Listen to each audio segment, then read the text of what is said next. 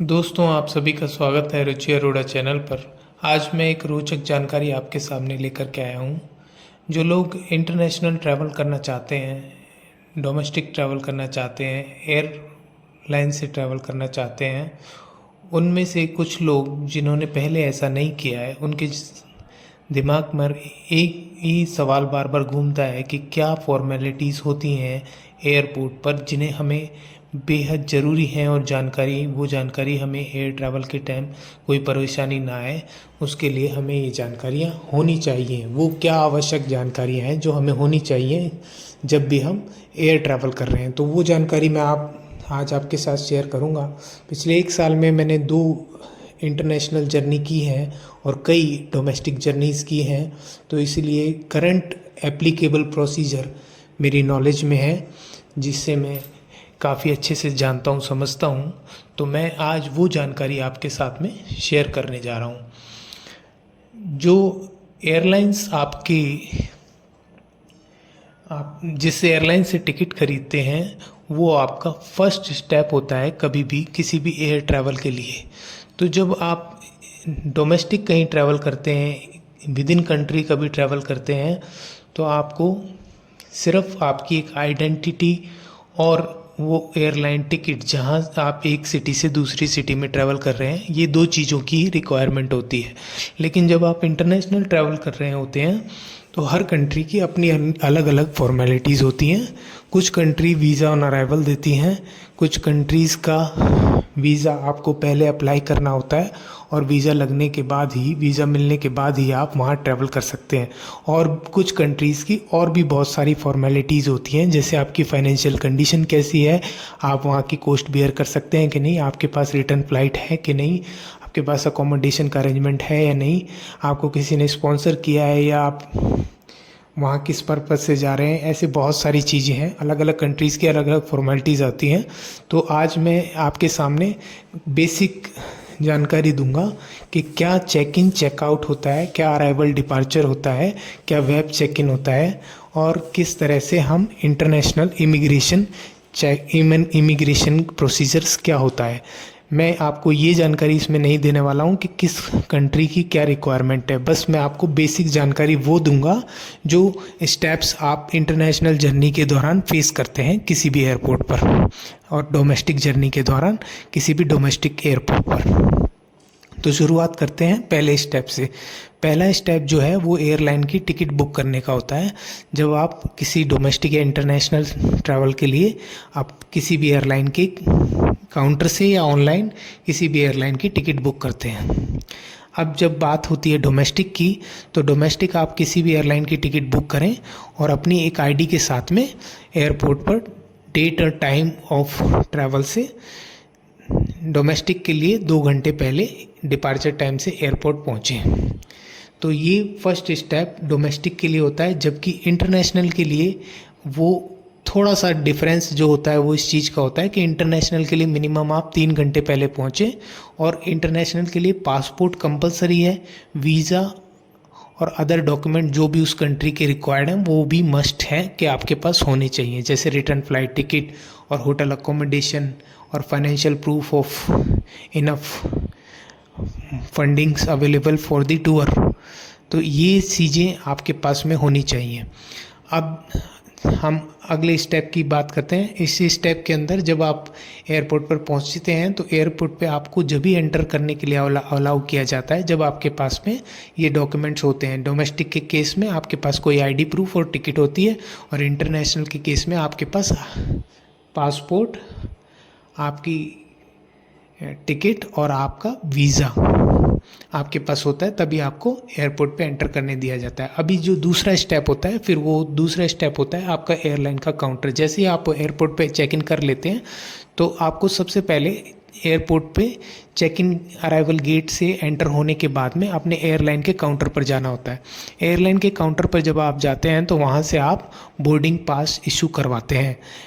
इसके लिए एक प्रोसीजर ये भी होता है कि कुछ एयरलाइंस, लगभग सभी एयरलाइंस 24 से 48 घंटे पहले ऑनलाइन चेकिंग की सुविधा आपको प्रोवाइड करवाती हैं। ऑनलाइन चेकिंग की सुविधा प्रोवाइड करवाने का मेन पर्पज़ ये होता है कि आप उनकी प्रेफर्ड टाइप ऑफ सीट अगर आप चूज़ करना चाहते हैं, या स्पेशल आप एक्स्ट्रा लगेज, परमिट लगेज से ज़्यादा लगेज ले जाना चाहते हैं, कोई इक्विपमेंट ले जाना चाहते हैं, या विंडो सीट या कोई स्पेशल सीट सेलेक्ट करना चाहते हैं, या मेन्यू सेलेक्ट करना चाहते हैं, तो वो एक्स्ट्रा फैसिलिटी जो ऑनलाइन के थ्रू एयरलाइन आपको ऑफर करती है, वो उनको उनकी मार्केटिंग, उनकी सेल्स के लिए ही वो वेब चेक इन आपको फॉर्मेलिटी प्रोवाइड करवाती है। और अगर आप ऐसा नहीं करते हैं और आपको फ्री सीट ही चाहिए, तो आप एयरपोर्ट पे 2 घंटे पहले पहुंचेंगे, तो आप एयरलाइन काउंटर पे जा कर के free of cost pass issue करवा सकते हैं। जैसे हम देखते हैं इंडिगो के प्रोसीजर के अंदर, आप जब भी वेब चेक इन करते हैं तो आपको वो कोई ना कोई सीट सेलेक्ट करनी पड़ती है और जिसका उसका आपको चार्ज पे करना पड़ जाता है। इससे बेटर यही प्रोसीजर रहता है कि आप 2 घंटे पहले एयरपोर्ट पे पहुँचे और वहीं जा कर के फ्री सीट के लिए काउंटर पर जब आप कहेंगे तो वो फ्री सीट ही आपको अलॉट करेंगे और फ्री सीट में आपको कोई एक्स्ट्रा चार्ज देने नहीं पड़ता है। ये डोमेस्टिक और इंटरनेशनल में यहाँ जो डिफरेंस होता है वो डिफरेंस ये होता है कि इसमें इंटरनेशनल जर्नी के अंदर आपसे एयरलाइन को चाहिए कि वो आपसे पूछे कि उस कंट्री की सारी रिक्वायरमेंट आप फुलफ़िल कर रहे हैं या नहीं। क्योंकि अगर इन केस वो कंट्री की आप रिक्वायरमेंट आप फुलफ़िल नहीं कर रहे हैं, जैसे कि अगर आप अमेरिका जा रहे हैं और आपके पास इनफ फंडिंग नहीं है और आपके पास क्रेडिट डेबिट कार्ड नहीं है, आप फंड कैरी नहीं कर रहे हैं, आपके पास रिटर्न फ़्लाइट नहीं है, या ऐसी कोई भी कमी आपकी रह जाती है, मान लीजिए आपके पास वीज़ा है और आपके पास ट्रैवल टिकट है, लेकिन आपके पास फ़्लाइट टिकट के अलावा जो अकोमोडेशन और फाइनेंशियल बर्डन प्रूफ सपोर्ट चाहिए, वो सब चीज़ें अगर आपके पास नहीं है और वो वहाँ से आपको डिपोर्ट किया जाता है, तो एयरलाइन के ऊपर 2 लाख रुपए का जुर्माना लगता है और उसी एयरलाइन के थ्रू आपको वापस डिपोर्ट करके भेज दिया जाता है। तो नेक्स्ट टाइम आपको वीज़ा भी नहीं मिलता है। तो इसलिए आपको वो सारी रिक्वायरमेंट फुलफ़िल करनी होती हैं। तो यहाँ पर वो एयरलाइन काउंटर वाला आपसे क्रॉस चेक करता है कि आपने क्या सारी रिक्वायरमेंट फुलफ़िल की हैं जो उस पर्टिकुलर कंट्री की रिक्वायरमेंट है। कुछ कंट्रीज़ में रिक्वायरमेंट बहुत मिनिमम होती है, जैसे कि वीज़ा ऑन अराइवल मिलता है कई कंट्रीज़ में, आपको कुछ भी लेके नहीं जाना है, सिर्फ अपना पासपोर्ट और टिकट लेकर के और वीज़ा ऑन अराइवल आपको मिल जाता है। जब ऐसे कोई वीज़ा ऑन अराइवल कुछ कंट्रीज़ आपको ऑफ़र करती हैं, ये उन्हीं की बात कर रहा हूँ मैं, लेकिन ज़्यादातर कंट्रीज़ में आपकी ट्रैवल रिक्वायरमेंट्स होती हैं। अब जो अगला स्टेप होता है वो होता है सिक्योरिटी चेक का। जैसे आपको एयरलाइन आपका बोर्डिंग पास इशू कर देती है, सारी फॉर्मेलिटी रिक्वायरमेंट आपकी चेक करने के बाद आपको बोर्डिंग पास इशू हो जाता है, तो फिर आपको जाना होता है उस बोर्डिंग पास पे लिखे हुए गेट नंबर पर उससे पहले होता है तीसरा स्टेप, यानी कि सिक्योरिटी चेक। सिक्योरिटी चेक के अंदर आप अपनी बेल्ट और मेटल के इक्विपमेंट और घड़ी वगैरह सारी चीज़ें आपकी उतरवा करके ट्रे में रखवा देते हैं और आपका चेक इन बैगेज भी ट्रे में रखवा देते हैं और उस ट्रे को स्कैनर में से निकाला जाता है और आपकी बॉडी को वहाँ पर पुलिस स्टाफ थोरोली चेक करता है। आपको दिखता है कि आप कोई गलत चीज़ तो कैरी नहीं कर रहे, कोई हथियार या कोई प्रोहिबिटेड आइटम तो कैरी नहीं कर रहे हैं फ्लाइट के अंदर। फ्लाइट के अंदर आपको ब्लेड से लेकर के सुई, कैंची, ऐसी कोई भी चीज़, नुकीली चीज़ अलाउ नहीं है, चाकू वगैरह कुछ अलाउ नहीं है, कोई भी वेपन अलाउ नहीं है, कोई भी एक्सप्लोजिव अलाउड नहीं है। तो वो सब चीज़ आपका वहाँ पर सिक्योरिटी चेक के अंदर चेक होता है। ये तीसरे स्टेप के अंदर जो चेक इन लगेज है उसकी और बात करते हैं। तो चेक इन लगेज होता है 7 किलो तक नॉर्मली अलाउ होता है, जो आप अपने साथ में कैरी कर सकते हैं, या 162 सेंटीमीटर तक का आपका लगेज का साइज हो सकता है जो आप कैरी कर सकते हैं। चेक इन बैगेज सभी फ्लाइट्स में होता है। उसके अलावा भी होता है बैगेज अलाउंस। बैगेज अलाउंस हर एयरलाइन की हर टिकट के हिसाब से डिफरेंट होता है। जैसे कुछ एयरलाइंस 20 किलो का बैगेज अलाउ करती हैं, कुछ बिल्कुल अलाउ नहीं करती हैं, और कुछ 30 केजी के लिए अलाउ करती हैं इंटरनेशनल के लिए। तो ये अलग अलग होता है, आपकी टिकट के अंदर इसकी पूरी जानकारी दी गई होती है।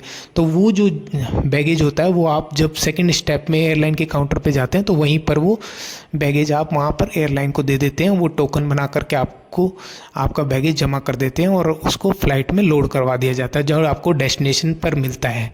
तो थर्ड स्टेप के अंदर हम बात कर रहे हैं चेक इन बैगेज की। तो चेक इन बैगेज में आपको 7 किलो हर फ्लाइट में अलाउ होता है, जो आप जिसके अंदर आप खाने पीने का सामान भी ले जा सकते हैं। अब जो उसका अगला स्टेप होता है वो होता है इमिग्रेशन चेक।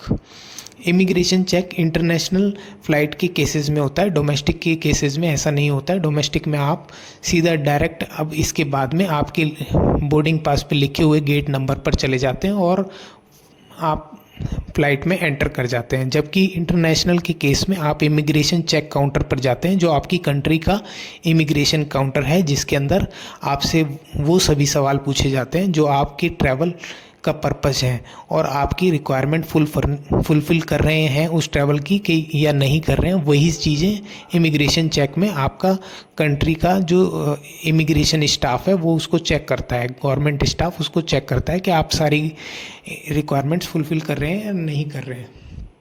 इमिग्रेशन चेक के अंदर अगर आप पूरी रिक्वायरमेंट फुलफ़िल कर रहे हैं, आपके पास वीज़ा है, आपके पास पासपोर्ट है, आपके पास फाइनेंशियल फंड्स अवेलेबल हैं, आपके वहाँ पर अकोमोडेशन बुक है या आपका कोई स्पॉन्सर वहाँ पर आपको रुकने की व्यवस्था दे रहा है, ऐसी सारी चीज़ें जब आपके पास होती हैं, जो भी वो कंट्री रिक्वायरमेंट होती है उस कंट्री की, अगर आप वो सारी चीज़ें फॉलो कर रहे हैं तो वो आपके पासपोर्ट के ऊपर डिपार्चर का स्टैंप लगा देता है, यानी कि आप उस कंट्री से डिपार्ट हो चुके हैं। उसका स्टैंप आपकी पासपोर्ट के फर्स्ट पेज के बाद जो पहला वो फ्री पेज होता है उसके ऊपर वो स्टैंप लगा देते हैं कि डिपार्ट हो गए हैं। मतलब अगर आप इंडिया से जा रहे हैं तो इंडिया से डिपार्चर का स्टैंप लग जाता है। उसके बाद आप जाते हैं गेट नंबर जो आपके बोर्डिंग पास के ऊपर लिखा होता है, जहाँ से एयरलाइन का स्टाफ आपको एयरपोर्ट टर्मिनल पर उस फ्लाइट कैरियर तक ले करके जाता है, बाय बस या बाय टैक्सी, जो भी अरेंजमेंट वो एयरलाइन प्रोवाइड करवाती है। जबकि डोमेस्टिक के केस में ये स्टेप इमिग्रेशन का नहीं होता है और सीधा आपका यही वाला स्टेप आता है जिसमें आपको डायरेक्ट गेट नंबर पे जा कर के और एयरलाइन स्टाफ आपको सीधा एयर करियर पर ले जाता है और एयर करियर पर बाई बस ले जा कर के आप उस फ्लाइट में बोर्ड हो जाते हैं। बोर्ड होकर के आप अपनी डेस्टिनेशन पर पहुंच जाते हैं और डेस्टिनेशन पर पहुंचने पर अगर वो डोमेस्टिक है तो आप एयरपोर्ट से सीधा चेकआउट कर लेते हैं और अगर वो इंटरनेशनल है तो वापस से वहाँ पर इमिग्रेशन चेक होता है और वहाँ पर इमिग्रेशन चेक में वो कंट्री देखती है कि आपने उस कंट्री के सारे रिक्वायरमेंट फुलफ़िल किए हैं। अगर फुलफ़िल नहीं किए तो आपको वहीं से उसी फ़्लाइट में डिपोर्ट कर दिया जाता है और आपको आगे भविष्य में उस कंट्री का वीज़ा मिलना मुश्किल हो जाता है। अगर आपने सारी फॉर्मेलिटीज़ पूरी करी हैं तो फिर आपको अलाउ कर दिया जाता है एंटर होने के लिए और आपके पासपोर्ट के अंदर वो अराइव्ड का स्टैंप लगा देते हैं। और जब आप वापस लौट कर आते हैं तो वो उस कंट्रीज़ में इमिग्रेशन चेक का जो स्टेप होता है उसमें वो डिपार्चर का स्टैंप लगा देते हैं और आप अपनी कंट्री में जब आ जाते हो तो इमिग्रेशन काउंटर पे आपका अराइवल का स्टैंप लग जाता है। बस यही डिफरेंस आता है। इसी को इमिग्रेशन चेक बोलते हैं। चेक इन चेकआउट का यही प्रोसीजर होता है। ऐसी जानकारी के लिए बने रहें हमारे चैनल पर और इस चैनल को शेयर एंड सब्सक्राइब ज़रूर करें। धन्यवाद।